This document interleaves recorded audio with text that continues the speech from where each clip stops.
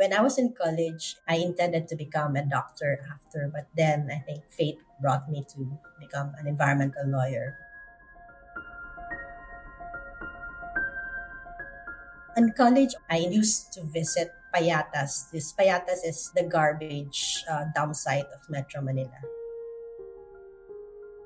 There, we would visit this site every Sunday to talk to the kids. And I think being exposed to that at a very young age and knowing the realities that they were facing every day, the way they live their life with flies everywhere that you can barely eat. And so, yeah, I think that also brought me to a lot of realities that somehow I need to help them and help those in the marginalized communities like them.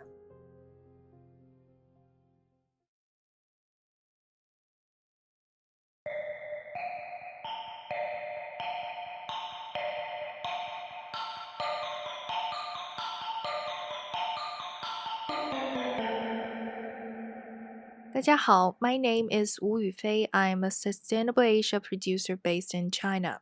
And I'm Jennifer Turner, Director of the China Environment Forum at the Wilson Center in Washington, D.C. You just heard Rose-Liza Eisma-Osorio, Legal and Policy Director at the NGO Oceana, talking about the waste picker communities that make their living sorting through piles of plastic waste, a common sight now in the Philippines and throughout Asia. In our last episode, we introduced the Global Plastic Treaty and raised questions as to whether this United Nations initiative can make a dent in the plastic waste crisis we in Asia can't seem to shake on our own. In this episode, we're going to tell you an amazing story how Lisa is battling the Philippine government to enforce waste management laws put in place decades ago but largely ignored. And following through on these laws could finally lead to bans on single-use plastic in the Philippines. These types of single-use plastic bans will likely be debated in the Global Plastic Treaty negotiations. Later in the episode, we speak with an environmental leader from Thailand on how the Global Plastic Treaty is going to move the needle in Asia on data monitoring.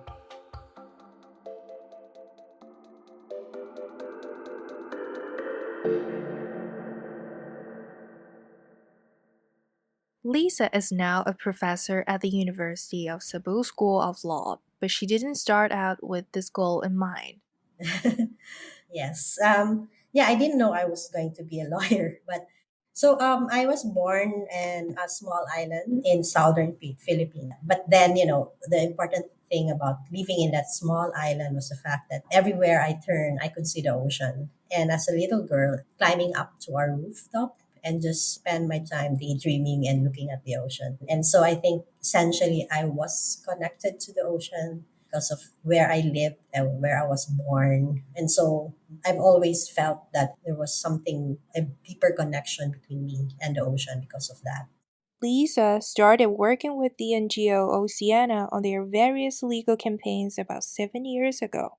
And in 2015, working with Oceana, she won a Supreme Court case appointing her as the legal protector of Philippine ocean life. And in fact, I'm known as one of the stewards of nature because one particular landmark case that we filed in the country, we represented to the Supreme Court that we were the guardians, we were the stewards of these resident mammals and dolphins because we were fighting against an oil exploration in that protected seascape. In 2015, the court recognized my standing in court as the legal guardians together with another colleague who is a vice president of Ocean. They recognized that we were the guardians of the resident mammals and dolphins of this protected seascape. After this amazing victory protecting Philippine sea life against oil exploration, Lisa and Oceana moved on to battling illegal dumping and landfills in the country. So we asked her to tell us the story of a new case that she's taken up on behalf of waste pickers and other Philippine communities whose lives have been made worse by the government's mismanagement of plastic waste.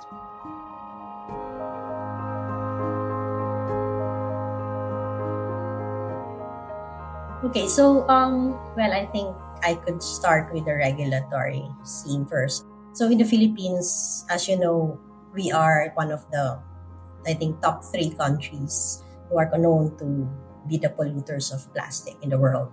And the reason why we think we are in this position is because we have not implemented a 20-year-old law on solid waste management. So this law was passed in 2001, and it intended in one of the provisions for a National Solid Waste Management Commission to actually list the non-environmentally acceptable products. And based on the definition under this law is that non-environmentally acceptable products are those that are toxic to the environment, toxic to the health. The commission is supposed to list them down every year. And after listing them down, they should start to ban these plastic products. Lisa is referring to RA 9003, a law passed by the Philippine Congress and approved by the President. It set out a policy direction for an effective solid waste management program in the country that clearly was ignored. So one of the plaintiffs that we found was a plastic waste picker. And, I talked to her and she said like, yeah, I think it's high time that the government do something about this because, plastics is really disrupting, our livelihood, my livelihood as the main breadwinner of the family. I have to spend more time sorting this waste, plastic waste from ways that I can make money off. And that takes me hours and takes me away from my family where I should be doing more together with my family. But I have to do this because I have no choice because of the government's failure also to implement the Solid Waste Management Act. So the government's lack of follow through with these waste management regulations impacted people's lives in ways Lisa hadn't considered before. So that's when we realized that the impacts of plastics is not only about the impacts on the environment, the impacts on the health, but also sometimes the impacts of women and equity. And aside from the face speaker also, we also talked to many young people and they were so interested. They wanted like the government to do something about it because they were saying like 21-year-old law that hasn't been implemented. It's basically the same age as us. So, we already grew up, but the government has still not done anything about this law. And so, in fact, there were 51 plaintiffs, and half of those were young people studying in many different parts of the country who willingly, gave their time and energy into this plastic lawsuit that we filed. So Lisa and her Oceana team gathered a wide group of plaintiffs together for the legal case. So you could see that the plaintiffs were representatives from different sectors of society. So you would have children, you had youth, you had waste pickers, you had local government officials also who join us because they were saying like if the national government doesn't do anything at the local level, we're also the one trying to grapple with all these concerns and we lack the resources. So we need the national government to do something about it.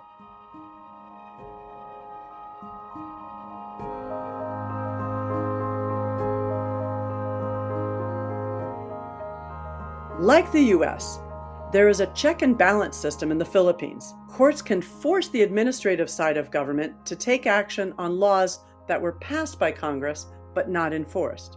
And clearly, in the Philippines, 20 years of voluntary programs like extended producer responsibility and zero waste communities that we have reported so much about, these voluntary initiatives were just not enough to address plastic pollution there. So Lisa and Oceana took the case to the court system. When we filed it last November, we were able to receive a court order on December 15, where the Supreme Court basically they accepted our petition. So we asked Lisa what she thought the overall impact of the cases would be. Like, what are they really trying to get out of the court cases in the end?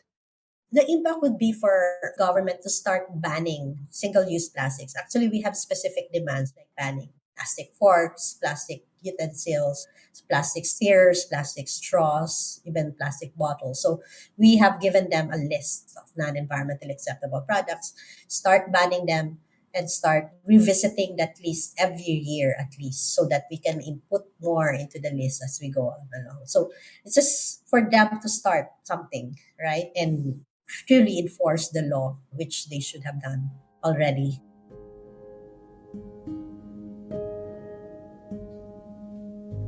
We talked earlier about the usefulness of bans on certain types of plastic waste that don't have a second life. Many scientists and activists do think the Global Plastic Treaty is going to have to address these problematic plastics to help out Asian countries like the Philippines with their mounting trash. Yup. Even here in China, the government moved forward with some new laws to control single-use plastics, which included data collection and a reporting by consumer goods companies on the use of single-use plastics. There were also new plastic waste policies in China. But because of COVID-19 resurgence this year, I am afraid local governments just haven't had time to implement many of these new policies. It's interesting because whatever the form of government in Asia, there's definitely a movement to find solutions that will permanently reduce single-use plastics. In China, besides closing the door to plastic waste imports, the government has been investing lots into waste management infrastructure, banning some of the most problematic plastics, and they've vowed to support international plastic pollution control efforts. True. There is a saying we used in our first season called 8 Million about China and plastic waste. You can't manage what you can't measure. Even with all the regulations and enforcement, we still need better data on the sources of plastic waste. So to learn more about the current state of data monitoring in Asia, we checked in with Dr. Simachaya, who is now president of the nonprofit Thailand Environment Institute after his long tenure as Thailand's Secretary of the Ministry of Natural Resources and Environment. Actually, in the country, we produce plastic waste roughly about 2 million tons per year. But we can recycle only a few of them. Roughly 25% of plastic waste come to the recycle. And we are facing the problem with the plastic on the beach, actually, and plastic in the marine aquatic life. So Thailand is working with ASEAN and regional bodies to collect more data on marine plastic pollution.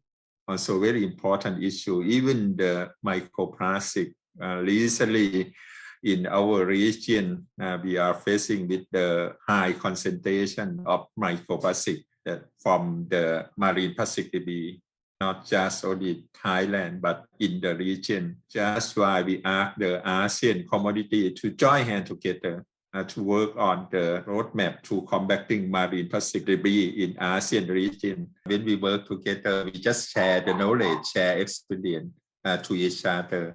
If some country have good practice and can share to other countries as well. But that's why we have to work together. If the ASEAN community can learn from developed countries, I think we can manage our waste maybe quickly than we do by ourselves.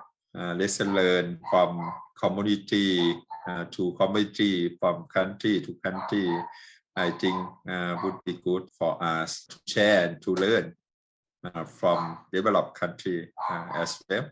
And like me, Dr. Simachaya has a bit of a yappy dog you can hear in the background, so we asked to be introduced. The dog name is in Thai called Moon. Moon is called 10,000. In all seriousness, though, Thailand, like many Southeast Asian countries, is struggling to control its plastic waste. Maybe that's what Moon was barking about. Maybe.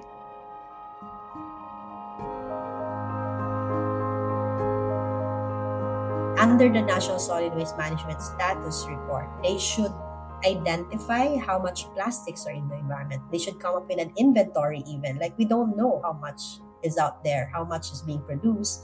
And so we need to have a certain baseline about it. So that's one thing that we're also demanding. We need data. We need, so that when they start banning these items, that we are demanding, we would be able to track as to how much has been taken out of the environment.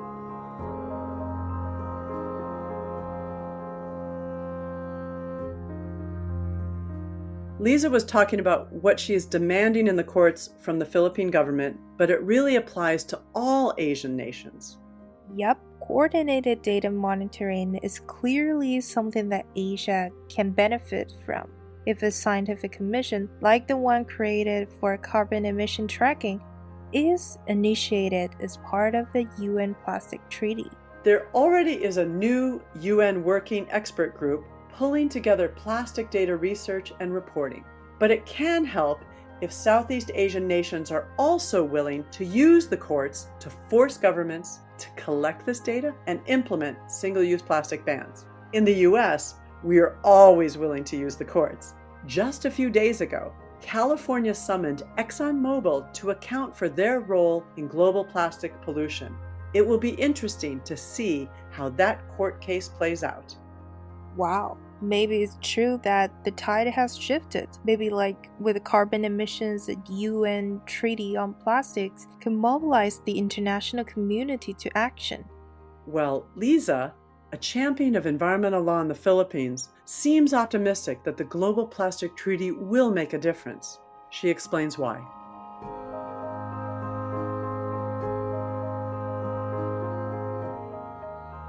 Our concept there is actually, in order to solve our problems on plastic, the plastic pollution crisis, we have to stop the plastic at source. Okay, so there's so many organizations focusing on, the end of pipe solutions like reuse, recycle, EPR. For us, like we see the problem as, being in a bathroom with a bathtub and the bathtub is overflowing already. So what do? You don't clean the water around the bathtub, but close the faucet.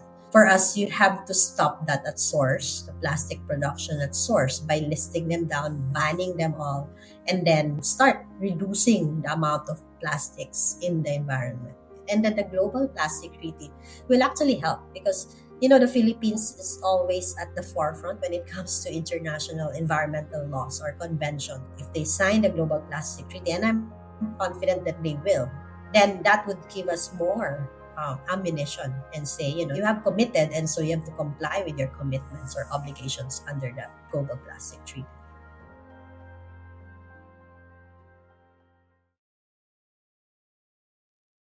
In our next and final episode, we'll look at new initiatives that are being forged alongside the Global Plastic Treaty negotiations. These innovative ideas aim to strengthen Asia's ability to fight the plastic waste crisis that has lasted far too long.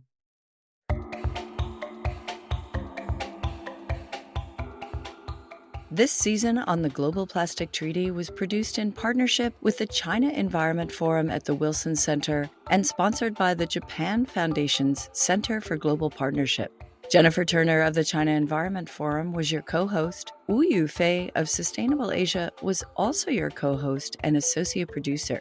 Avery Choi was the sound engineer. A big thank you to our guests, Rose-Liza Eisma-Osorio, representing Oceana and the University of Cebu Law School, and Dr. Simachaya of the Thailand Environment Institute. Alexander Mobison created the intro-outro music made from repurposed and recovered waste items.